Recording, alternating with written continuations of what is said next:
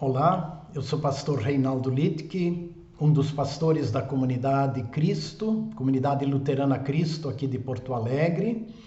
E como acontece todas as quintas-feiras, pelo canal da comunidade no YouTube e também pela sua página no Facebook, nós temos esse breve momento de estudo bíblico, reflexões em torno da palavra de Deus. E é com alegria que eu saúdo você e convido você a acompanhar esse momento, neste horário ou também em sua visualização posterior. Na semana passada nós iniciamos uma série de 7 estudos que nós fazemos em torno das assim chamadas 7 cartas de Cristo dirigidas às 7 igrejas da Ásia, que estão registradas no livro de Apocalipse, capítulos 2 e 3. Elas também são conhecidas como as cartas do Apocalipse. Na verdade, são a mensagem de Jesus através do idoso apóstolo João, que já estava preso por causa da fé, numa ilha chamada Ilha de Patmos, ocasião em que o Senhor Jesus apareceu e se revelou a João e pediu que ele escrevesse aquilo que ele viu e aquilo que ele ouviu. E então o Senhor Jesus lhe ditou as 7 cartas direcionadas às 7 igrejas lá daquela região chamada Ásia Menor. É claro que o número 7 no livro de Apocalipse é um número simbólico e ele aponta para a igreja. Número 7 simbolicamente é o número da igreja. Então nós podemos dizer que estas 7 cartas são a mensagem de Jesus para a sua igreja de todos os tempos e de todos os lugares, enquanto a igreja aguarda a volta do Senhor Jesus. Então, se há uma palavra significativa, tanto de consolo como de advertência e de encorajamento, ela está nestas chamadas 7 cartas. Por isso é tão importante a gente refletir sobre elas. Eu até separei aqui um pequeno mapa, só para a gente ter uma ideia, onde estavam localizadas estas chamadas igrejas. Essa região aqui, ela hoje pertence à Turquia. Na ocasião era chamada de Ásia Menor, especialmente essa parte em verde. Aqui nós temos o sul da Europa, aqui está a Itália, e aqui então estavam localizadas estas 7 igrejas. E então todas elas estavam num espaço geográfico que hoje é a Turquia. O texto bíblico menciona exatamente as 7 igrejas: Éfeso, Esmirna, Pérgamo, Tiatira, Sardes, Filadélfia e Laodiceia. Então todas elas são igrejas próximas, são cidades reais naquela época, e a carta é endereçada para as igrejas que estavam nestes locais, nestas cidades. Nós começamos na semana passada falando da carta de Cristo à igreja de Éfeso. Éfeso era uma das mais importantes igrejas do Novo Testamento. E quando a gente fala em igreja de Éfeso, ou mesmo em igreja de Esmirna e nas outras, é importante lembrar que não se trata lá só de uma comunidade como a gente as entende hoje. Não havia templos naquela ocasião, portanto os cristãos se reuniam em casas e havia muitos núcleos de cristãos em cada uma destas cidades. Carta à igreja de Éfeso, hoje carta à igreja de Esmirna. Ela ficava um pouco acima da cidade de Éfeso. E a exemplo de Éfeso, Esmirna também era uma cidade portuária. E era uma das cidades importantes nos dias do apóstolo João. De muito comércio, como eram todas as cidades portuárias. Há referências de que a população da cidade, na época, girava em torno de 250 mil pessoas. Hoje, esta antiga cidade de Esmirna é conhecida pelo nome de Izmir, I-Z-M-I-R, Izmir. E se você procurar no Google, por exemplo, referências sobre Izmir, esta cidade da Turquia, você vai ver que ela remete exatamente para Esmirna, a cidade dos tempos bíblicos. Hoje ela é uma cidade, uma das 3, 4, 5 cidades mais importantes da Turquia, com mais de 3 milhões de habitantes. É uma cidade turística, muito procurada pelos veranistas, por causa do seu clima, especialmente no tempo de verão. Bom, antes de nós entrarmos propriamente no texto da carta que Jesus dirige à igreja de Esmirna, vamos relembrar qual é o esquema destas 7 cartas, porque elas obedecem praticamente, com pequenas variações, ao mesmo esquema. Ou seja, Jesus se apresenta e se dirige à igreja. Ou ele se dirige à igreja, ao líder da igreja, e ele se apresenta sempre de uma maneira diferente. Depois, o Senhor Jesus traz palavras de elogio, quando a igreja, naquilo que a igreja pode ser elogiada, palavras de ânimo, de encorajamento, mas também palavras de repreensão, de advertência naquilo que a igreja precisa ser repreendida, chamando-a ao arrependimento. E por fim, o Senhor Jesus sempre faz promessas para aqueles que permanecerem fiéis até ao fim. A carta sempre termina com esta referência ao vencedor, ou seja, aquele que ficar firme na fé até o fim. Então também na carta à igreja de Esmirna vamos observar mais ou menos esta sequência. Um detalhe não estará presente, vamos ver mais para o fim da carta. Ok? Vamos então ao texto bíblico. E como sempre pedimos, acompanhe em sua Bíblia Apocalipse capítulo 2, os versos 8 até 11. É o texto de hoje. E começa assim no verso 8. Ao anjo da igreja em Esmirna escreva: estas coisas diz o primeiro e o último que esteve morto e tornou a viver. Como nós já mencionamos no estudo passado, o anjo da igreja é uma referência ao líder da igreja, ao bispo, ao pastor, ao cuidador da igreja. Este, por sua vez, entregava a mensagem à igreja. Naquele tempo, o líder da igreja era Policarpo. Ele era o bispo da igreja de Esmirna durante muitos anos. Ele viveu do ano 69 até o ano 155 depois de Cristo. E Policarpo é conhecido como um dos pais da igreja. Vejam, ele nasceu no tempo em que alguns apóstolos ainda estavam vivos. E ele foi discípulo do apóstolo João e se tornou líder da igreja de Esmirna. Então, ao anjo da igreja, ao pastor da igreja, escreva. Agora Jesus se apresenta. Estas coisas diz o primeiro e o último, que esteve morto e tornou a viver. Em cada uma das 7 cartas, o Senhor Jesus se apresenta de um modo diferente. Na carta à igreja de Éfeso, ele se apresentou como aquele que tem na sua mão as 7 estrelas e os 7 candeeiros. Lembrando, numa referência de que o Senhor Jesus tem na sua mão tanto a igreja como também os líderes, os pastores e os guias da igreja. Hoje, na carta a Esmirna, ele se apresenta como aquele que é o primeiro e o último. Uma referência a Jesus como Deus eterno, que existiu antes de todas as coisas e que existe para sempre. Eu sou, né? É assim que Deus se apresenta, não tem começo nem fim. Em outro momento, Jesus também diz que ele é o Alfa e o Ômega, a primeira e a última letra do alfabeto grego, também numa referência, né, de que ele é antes de tudo e ele é depois de tudo. O primeiro e o último, mas aquele que esteve morto e tornou a viver.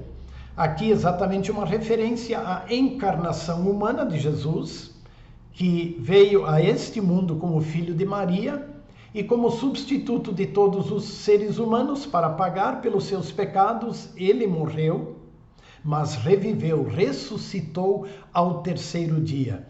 Ou seja, quem fala com o apóstolo João é o Cristo vivo. E é assim que ele se apresenta para os cristãos lá de Esmirna. E agora vem a primeira mensagem, e ela está no verso 9. Eu conheço a tribulação pela qual você está passando. Conheço a sua pobreza, embora você seja rico. Conheço a blasfêmia dos que se declaram judeus e não são, sendo assim sinagoga de Satanás. Eu conheço a tribulação. Eu conheço vocês. Eu conheço pelo que estão passando.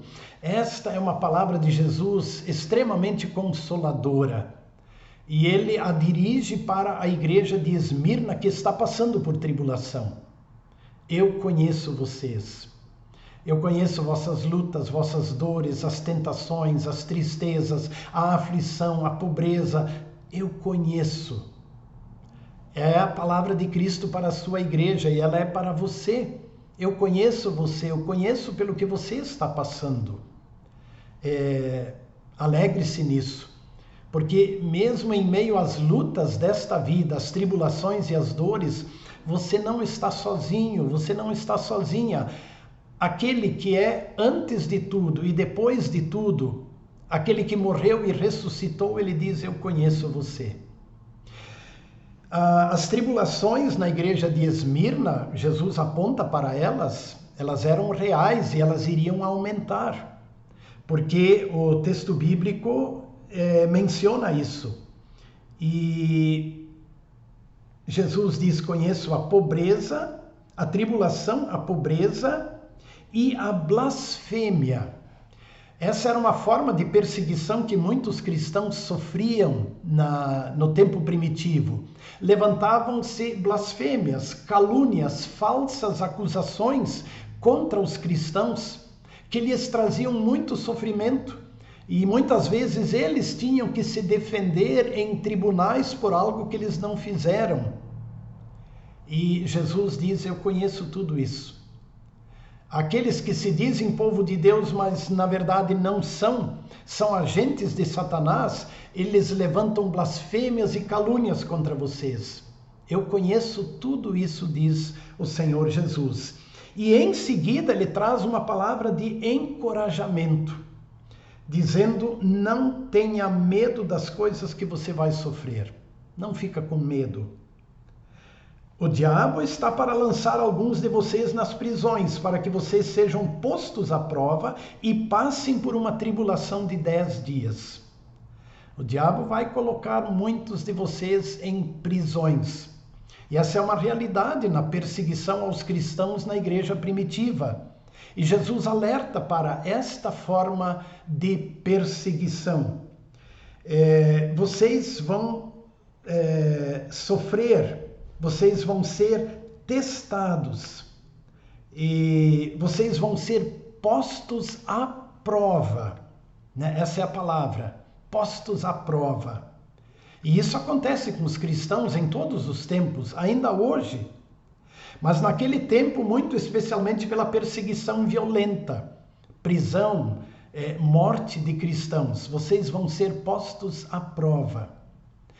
Aí é importante a gente lembrar que o diabo prova os cristãos e os coloca em provações, tentando destruí-los. E se Deus muitas vezes permite que isso aconteça, que Satanás prove também os cristãos. Então, qualquer provação da parte de Satanás, ela sempre vai ser uma tentativa de destruir o cristão, de afastá-lo de Deus. Contudo, se Deus permite a provação, ele sempre tem um propósito bom, porque Deus não tenta para o mal. Tem uma palavra de Tiago que é bem própria e que esclarece isso. Tiago, capítulo 1, verso 13. Ninguém ao ser tentado diga, sou tentado por Deus, porque Deus não pode ser tentado pelo mal e ele mesmo não tenta ninguém. Deus não é tentado pelo mal e Deus não tenta, não prova com propósitos do mal. Isso não é parte de Deus. Nós somos tentados, sim, pelo diabo, pela nossa natureza pecaminosa, pelo mundo em que nós estamos inseridos. E se Deus permite a provação, Ele sempre tem propósitos bons. Lembram em Gênesis 22, lá está escrito, Gênesis 22, 1, Deus pôs Abraão à prova. É um fato muito conhecido, quando Deus diz, vai, sacrifica teu filho Isaque. Deus prova Abraão, mas com um propósito bom, de fortalecê-lo dentro de um propósito. A mesma coisa acontece com Jó. Então é importante lembrar, a provação ela é real, nós seremos como cristãos, somos e seremos postos à prova. Satanás vai querer destruir a fé, mas Deus sempre terá, quando Ele o permite, propósitos bons. Como escreveu o apóstolo Pedro, de que a tentação, assim como o ouro precisa passar pelo fogo para ser purificado, também os cristãos são tentados e provados na fé para serem purificados, fortalecidos dentro do propósito de Deus. Outra coisa que chama a atenção nessa palavra de Jesus para a igreja de Esmirna serão postos à prova por uma tribulação de 10 dias. Aqui também precisamos entender que 10 dias não é ao pé da letra, né? Mas 10 dias aqui também é simbólico. Os cristãos serão provados por um curto tempo. E então é assim que nós temos que entender aqui os 10 dias. Existem outras referências também do profeta Daniel, em que 10 dias são mencionados como um tempo não muito longo. Então a igreja, ela é provada, né, neste mundo, mas não para sempre, porque Jesus é vitorioso. Jesus venceu o tentador. Então também isto é importante nós termos em mente. É claro, precisamos lembrar que ainda hoje muitos cristãos são duramente provados na fé em várias partes do mundo. A perseguição aos cristãos, quer seja pela força, ou quer seja de modo velado, ela existe e a gente observa que ela tem se intensificado.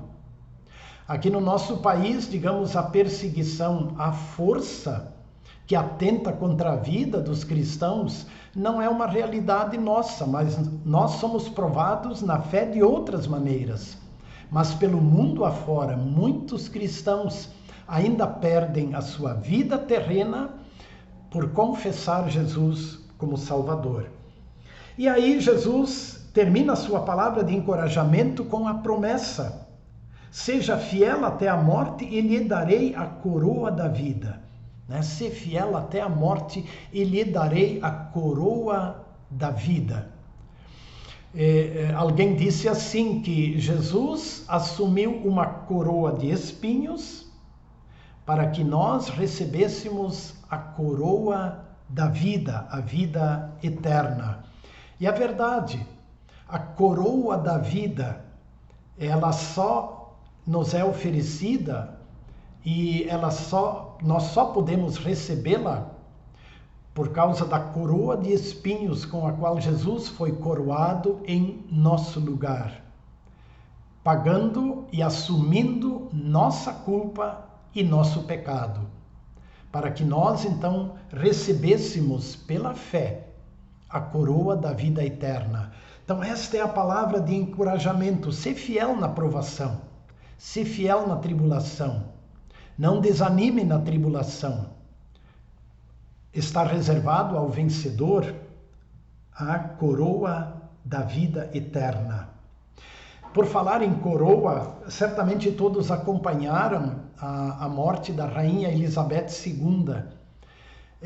E uma coisa que me chamou a atenção é que, enquanto o seu caixão estava exposto à visitação pública nesses quase 10 dias, a coroa dela sempre estava sobre o caixão. Mas chegou um momento, e ele foi noticiado assim,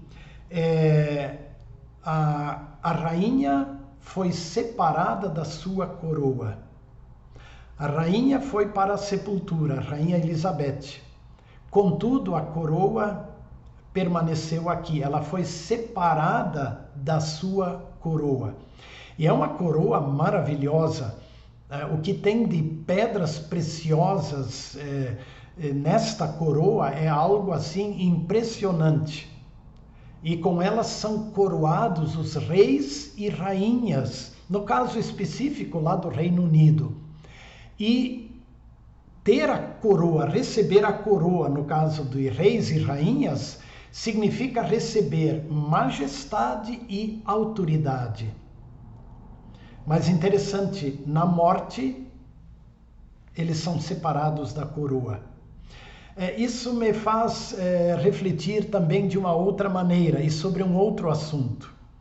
Observem que toda a autoridade, toda a majestade, todo o poder, toda a riqueza, toda a fama, tudo que nós tivermos e recebermos neste mundo, na hora da morte nós somos separados de tudo isso.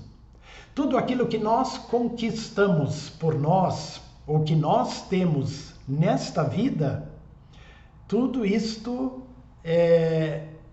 perde seu valor na morte. O que nos vale na morte é a coroa que Cristo conquistou para nós.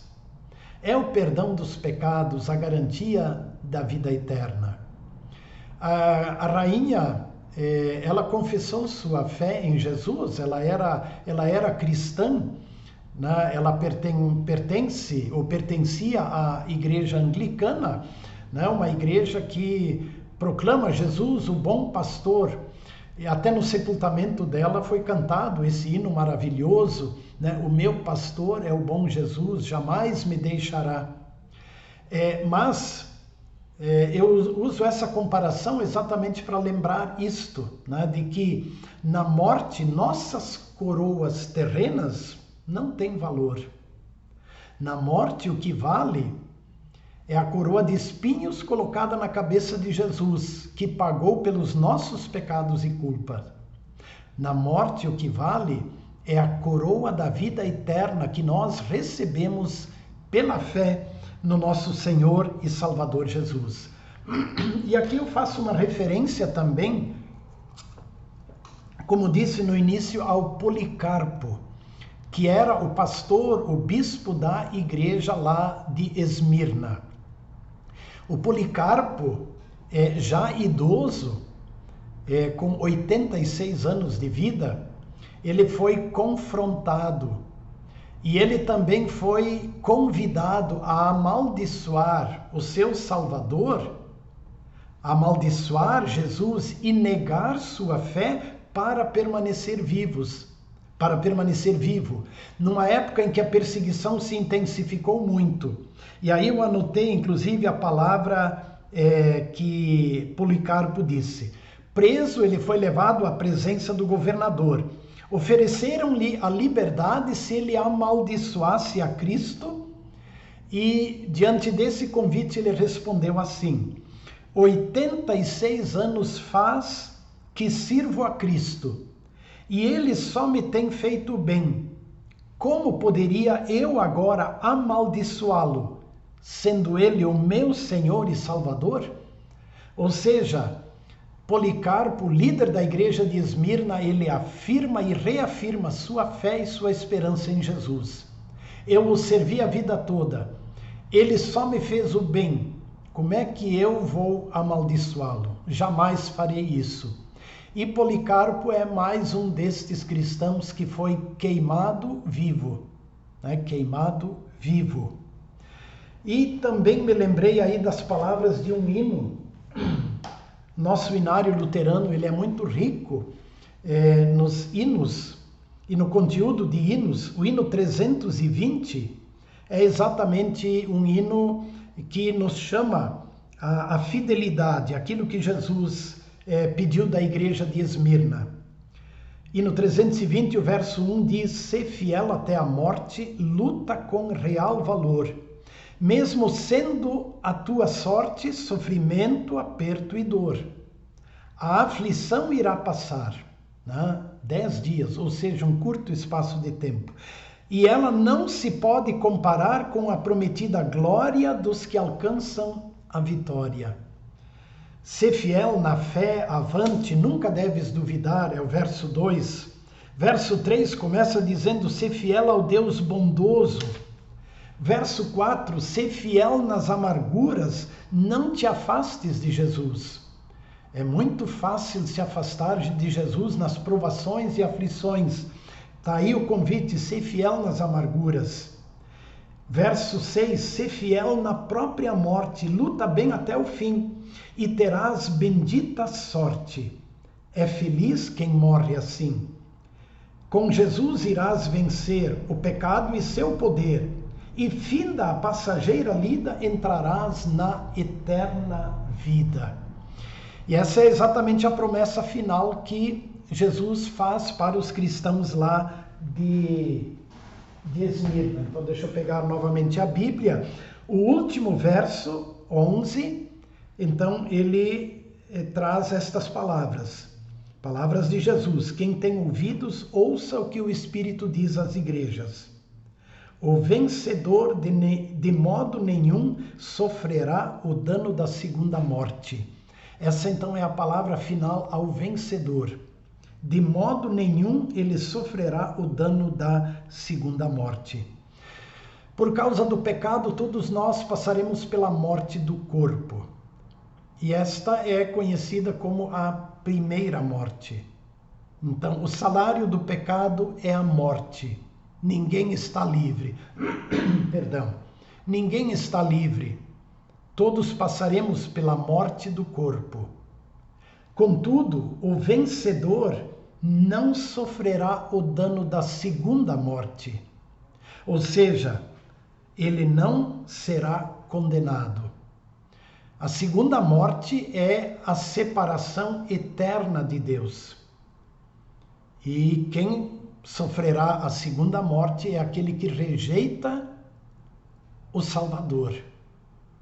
Que esperança ele terá?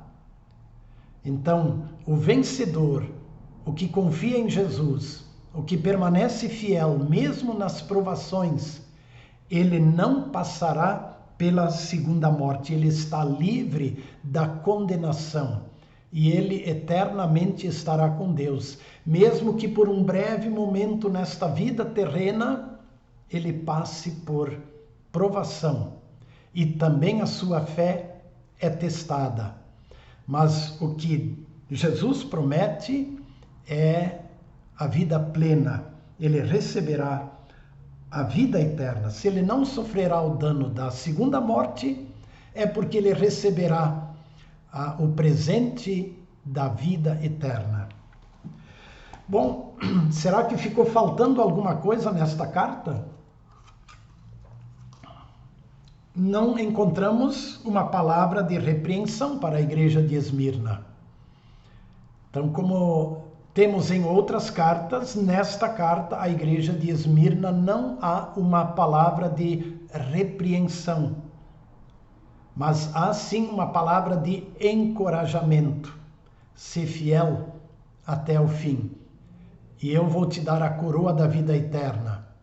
O vencedor, ele não vai passar pela segunda morte, mas ele terá a graça e a bênção da vida plena e eterna com Deus no céu.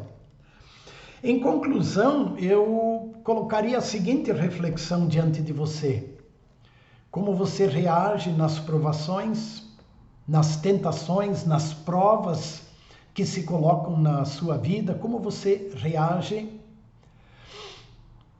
É fácil reagir se afastando de Jesus, conforme as palavras do hino. Então, muitos questionam: se Deus é amor, por que Ele permite que eu seja provado? Por que Ele permite a provação, o sofrimento e a dor na minha vida? Então, é importante nós nos perguntarmos como reagimos. E precisamos muito pedir a Deus Espírito Santo, para que Ele nos mantenha na fé, para que Ele nos preserve na fé, para que não caiamos na hora da provação e da tentação. Por outro lado, existe hoje a tentativa de se tentar dizer, bom, se eu sou o verdadeiro cristão, nenhuma tentação vai me atingir, nenhum problema, nenhum sofrimento vai me atingir. Isso também não é verdade, porque Jesus alertou dizendo que aqui no mundo a provação é uma realidade, mas que nós não desanimemos, porque Jesus venceu o tentador e ele venceu todas as tentações que se impõem na vida do cristão. Portanto, que esta palavra de encorajamento e a carta à igreja de Esmirna é sobretudo uma carta de encorajamento, que ela seja também uma carta de encorajamento para você que sofre, que passa por provações e tentações, né? Que sente os espinhos, mas lembre-se, né, que Jesus conquistou para nós a coroa da vida eterna. Deus lhe fortaleça, lhe dê ânimo e coragem também nas provações, e firme-se cada vez mais na palavra. Firmados em Cristo, nós continuamos a nossa caminhada. Um grande abraço a todos, desejo a bênção e a proteção, o olhar gracioso de Deus sobre todos, convidando-os sempre para nas quintas-feiras acompanharem nosso momento de estudo bíblico, também os cultos de domingo, que são presenciais às 10 horas e às 19 horas aqui na Comunidade Cristo, mas que no horário de 10 horas também são transmitidos por estes canais pelos quais você acompanha esse estudo bíblico. Grande abraço, a bênção e a proteção de Deus. Fiquem na paz do Senhor.